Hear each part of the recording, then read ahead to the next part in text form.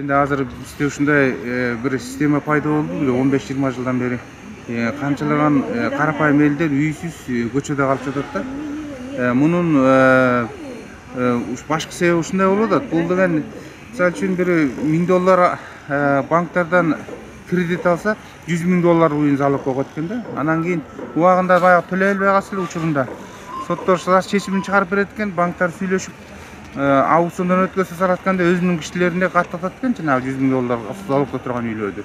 Анан үйдү өздөрүнүн эле кишилерине сатып эле, өздөрү пайда көрүп эле $100,000 банкка төлөп коюп, калганын баягы элдерди кубалап чыгып, ошентип үйлөрүн тартып алып рейдерский захват кылып атат да. Бул бир эле киши бир нече үйдү алып сатып атат. Бул баягы коммерциялык система болуп калган. Мунун баарысына соттор чечим чыгарып берип атат. Банктар жанагындай аукциондор түзүп берип атат. Ошонун эсебинен могу көлдөрдүн баары көчөдө калып, мына бүгүнкү күндө социальный взрыв ушул чоң проблемага айланып келди да. Ошол эки проблемаларды токтош үчүн биз президентке, депутаттарга кайрылып атабыз, спикерге.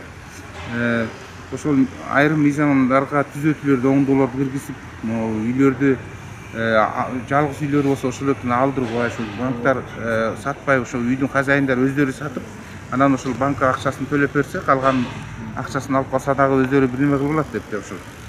Анан алар ага возможность бербей эле үйлөрдүн баарын сатып, элдердин баарын көчөгө чыгарып таштады.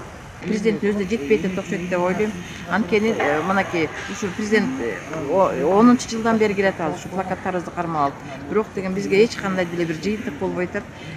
Бизге чыгарган мыйзамдар да иштебей атат. Биз банктардан кредит алдык эле дагы, үйлөрүбүздү залогко койдук эле. Ал район, область бизге жетпесе дагы жогорку сотко келгенде эле дайыма деген соттор, жаңы соттор келген менен деле мурдагыдай эле соттор мыйзамды иштебей атат. Президент бир жардам берип, бизге деген көзөмөл кылып койсо.